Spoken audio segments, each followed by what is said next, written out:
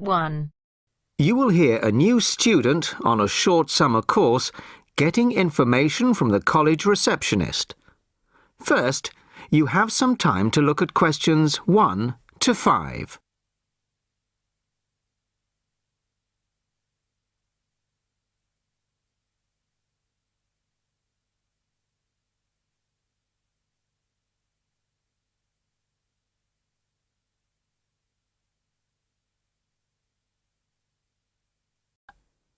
Now the test will begin. You should answer the questions as you listen, as you will not hear the recording a second time. Listen carefully to the first part of the conversation and answer questions 1 to 5. Sorry to keep you waiting. Okay, here's the information you need.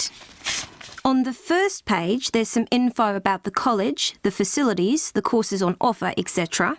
Then, on these blue pages here, there's an outline of the social activities. You see there, okay? Yes.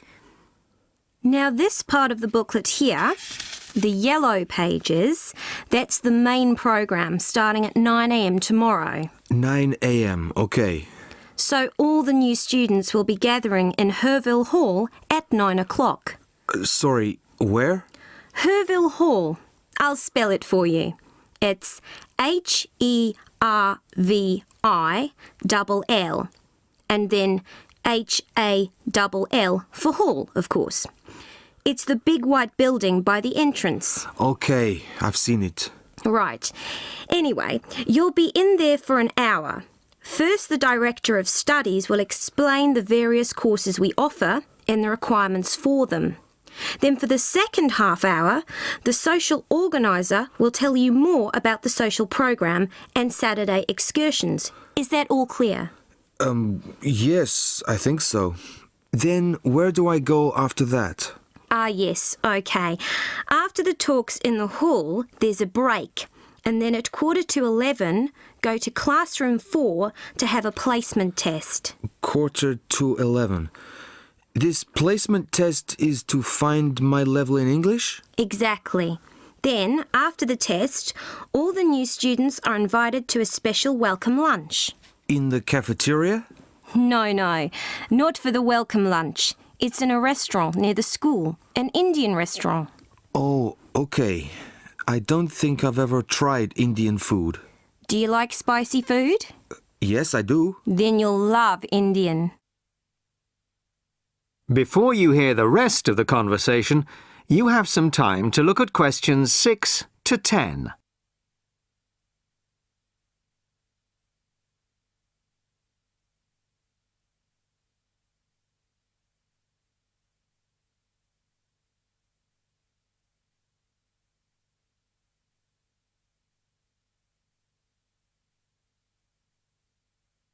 Now listen and answer questions 6 to 10. So, where's the Indian restaurant? Don't worry, it's really easy to find. Have you got that map I gave you? This one? Yes, that's it. See here, the main entrance to the school? Yes? Well, don't go out of there. There's a smaller entrance here, round the back. Oh, yes, I see. Okay, so you go out of there, past the phone box, and then turn right into this road here, the one that goes along the side of the park. You'll see a supermarket on the left, and then it's just after that on the right. It's quite a big place. You can't miss it. Okay. And one more thing. Is there a post office near here? Post office? Oh, yes, of course. Just the other side of the park. Go through the middle of the park, and it's there by the park entrance. Thanks a lot. You're welcome. Oh, there's a good cafe near here too. Very popular with the students. Just there. You go out of the main entrance into Varley Road, then turn left at the bank, and it's at the end of the street. They do amazing coffee. That's great. Thanks very much. No problem. Enjoy your course. Thanks again. Bye.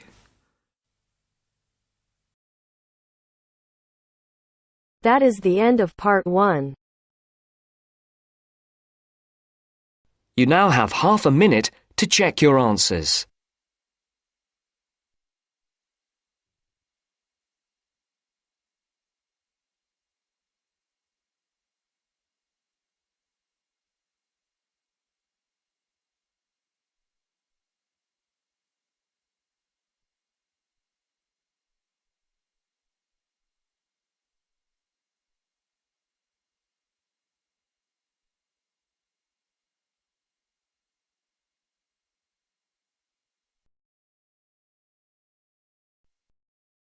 Now turns to Part 2.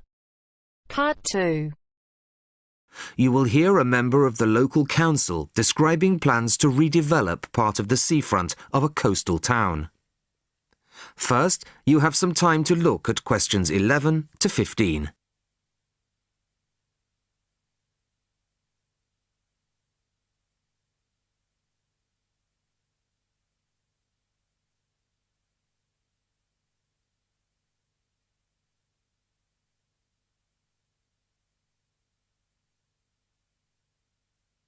Listen carefully to the first part of the talk and answer questions 11 to 15. Good evening, everybody. I wasn't expecting to see so many people. Clearly, this is an issue of great local interest. Thank you all for coming. Well, as you all know, I've come to talk about the Council's plans for redeveloping the western part of the seafront. Firstly, of course, the Queen's Parade shopping centre is to be demolished. It was built on the cheap and in a hurry in 1953 and recently came third in a national newspaper's ugliest buildings in the country list, so I don't think anybody's going to miss it. The question was, what do we replace it with? Well, after consultations with the local community, we decided, as I'm sure most of you are aware, to replace it with a complex of small shops and workshops, plus a 3-screen cinema. We particularly didn't want another bland glass and steel shopping centre full of the same old chain stores as every other town centre. No, this is our chance to do something just a little bit different. I'll start at the top. On the 3rd floor will be a cafe and a restaurant. Part of this will be open air, so people can enjoy a meal or a cup of coffee in the fresh air, weather permitting, of course. Below this will be the cinema, and below that, on the 1st floor, will be some much-needed council offices. We're getting very cramped in the town hall, I can assure you.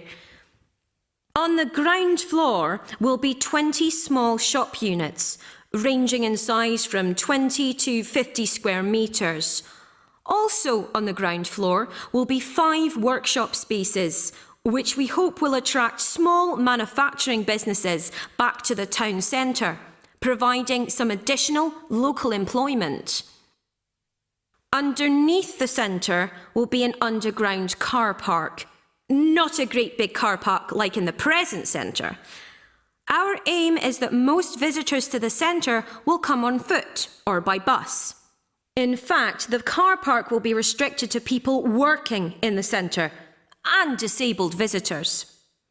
Then, and perhaps this is the most exciting part of the project, the beach in front of the new complex is going to be completely transformed. We're going to extend the beach. Yes, extend it.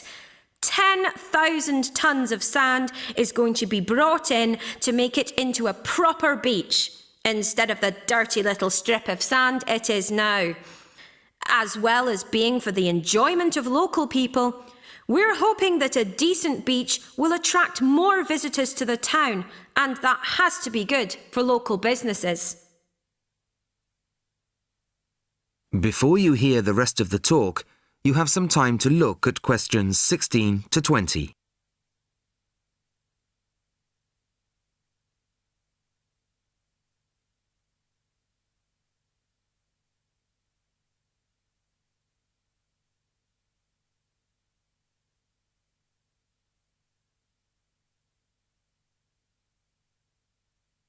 Now listen and answer questions 16 to 20.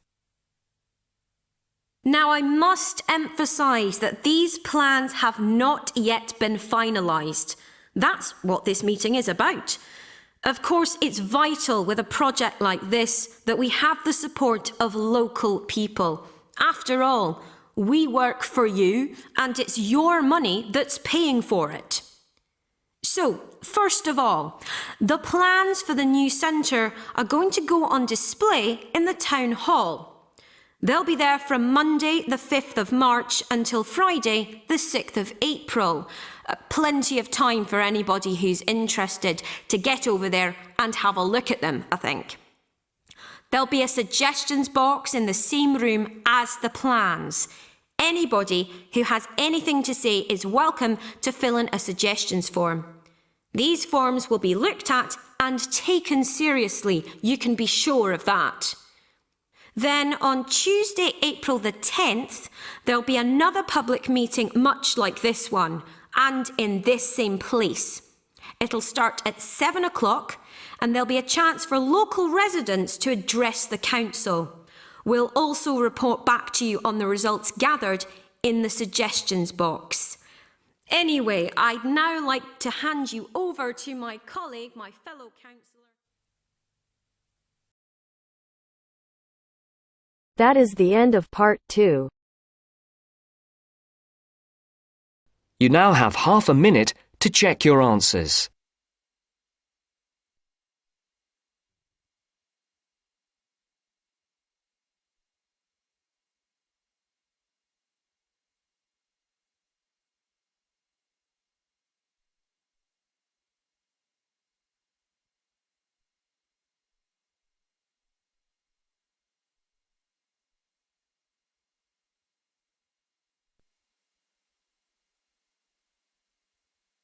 Now turns to part 3.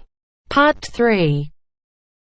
You are going to hear a lecture about the Miners Hotel. First, you have some time to look at questions 21 to 24.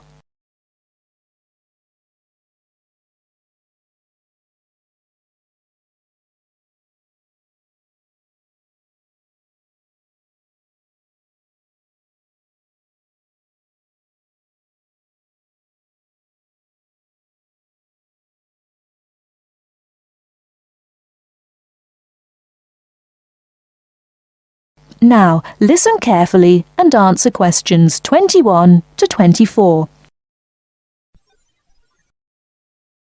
Good evening and welcome to the Miner Hotel. We are pleased to have you as our guest. I will give you a brief information session to tell you everything you need to know to make this a pleasant stay. The Miner Hotel was built in the 1850s, during the Gold Rush period, also nicknaming our state the Golden State. People from all over the country and even from other countries came to seek their fortune here in these hills, creating cities overnight. In this city, many gold rush hotels soon opened up. This particular hotel was built in 1851, but was destroyed during an earthquake. It was rebuilt in 1995 to recreate the feel of the gold rush, complete with articles and actual photographs from during the 1850s. Our hotel is divided into 2 buildings, one called the Gold Tower and the other is named the Fortune Tower. You will be staying in the Fortune Tower on the 25th floor, complete with great views of the city. Your room is the best room in the hotel, complete with private living room and hot tub. Here is your room card. On the card it will say FT, meaning Fortune Tower. On the bottom of the card it will say 2515. The 25 stands for the 25th floor, and the 15 stands for the 15th room on that particular floor. Before you hear the rest of the talk, you have some time to look at questions 25 to 30.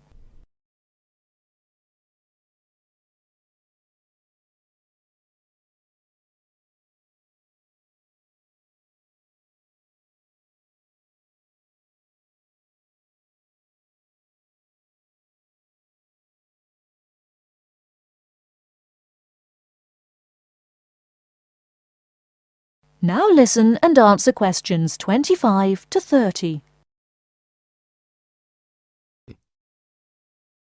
There are emergency exits in both towers of the hotel. They are located on the south side, opposite the elevators. Please use these in case of a fire or other emergency. We have some special events happening this week.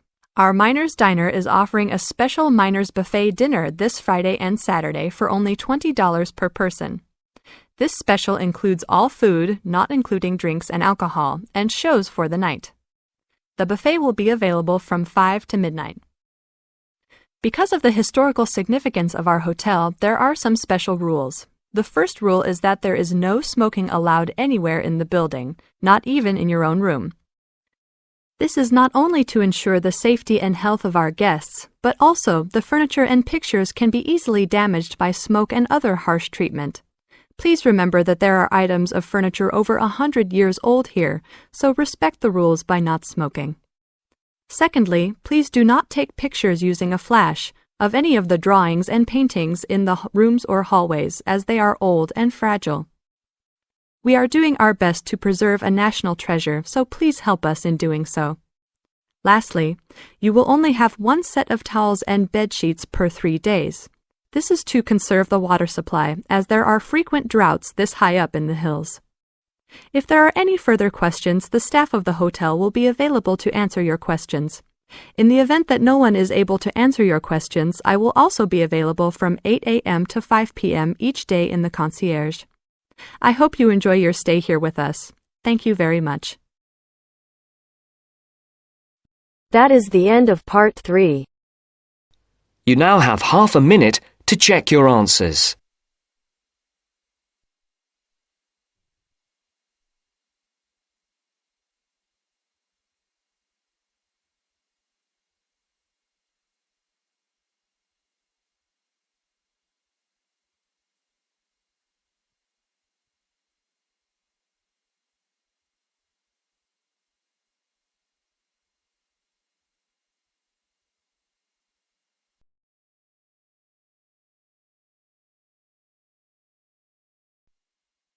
Now turns to part 4.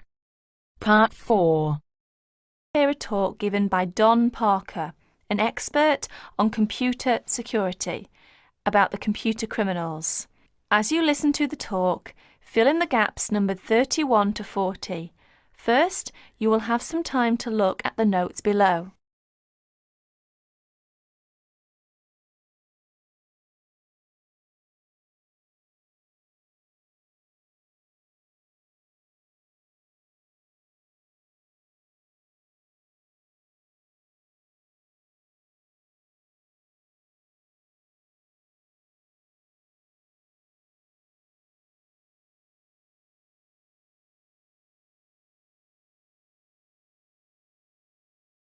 Now listen to the talk. Hi there. As an expert on computer security, my job is to oversee and analyse the phenomenon in computer users. Computer has been commonplace in our daily life, make our life and work efficiently and lively. However, with the development of the computer technology, computer crime has come to arise more people's attention. Now, in respect of this topic, I will present some of my view and studies. What kinds of people are perpetrating most of the information technology crime? According to my research, over 80% may be employees. The rest are outside users, hackers and crackers and professional criminals. It is amazing that employees amount for this large portion. Let us see them in detail. Employees. Employees are those with the skills, the knowledge, and the access to do bad things. Dishonest or disgruntled employees pose a far greater problem than most people have realized. To most supervisors and some experts, they worry that dishonest employees or outsiders can more easily intercept communications or steal company trade secrets. Workers may use information technology for personal profit or steal hardware or information to sell. They may also use it to seek revenge for real or imagined wrongs, such as being passed over for promotion. Sometimes they may use the technology simply to demonstrate to themselves that they have the power over people. This may have been the case with a Georgia printing company employee convicted of sabotaging the firm's computer system. As files mysteriously disappeared and the system randomly crashed, other workers became so frustrated and enraged that they quit.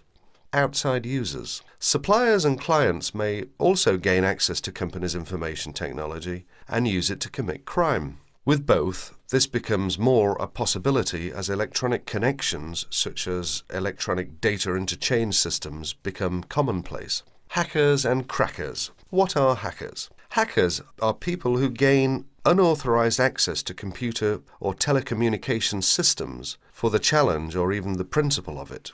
Crackers also gain unauthorized access to information technology, but do so for malicious purposes. Crackers attempt to break into computers and deliberately obtain information for financial gain, to shut down hardware, pirate software, or destroy data. The tolerance for hackers as the benign explorer has decreased. Most communication systems administrators view any kind of unauthorized access as a threat, and they pursue the offenders vigorously. And educators also try to point out to students that university cannot provide an education for everybody if hacking continues. Professional criminals. Members of organized crime rings don't just steal information technology, they use it in a legal way as a business tool, but for illegal purposes. For instance, databases can be used to keep track of illegal gambling debts and stolen goods. Drug dealers have used pages as link to customers. Microcomputers, scanners, and printers can be used to forge checks, immigration papers, passports, and driver's licenses. Telecommunications can be used to transfer funds illegally. As information technology crime has become more sophisticated, in 1988, after the last widespread internet break-in, the US Department created the Computer Emergency Response Team, or CERT.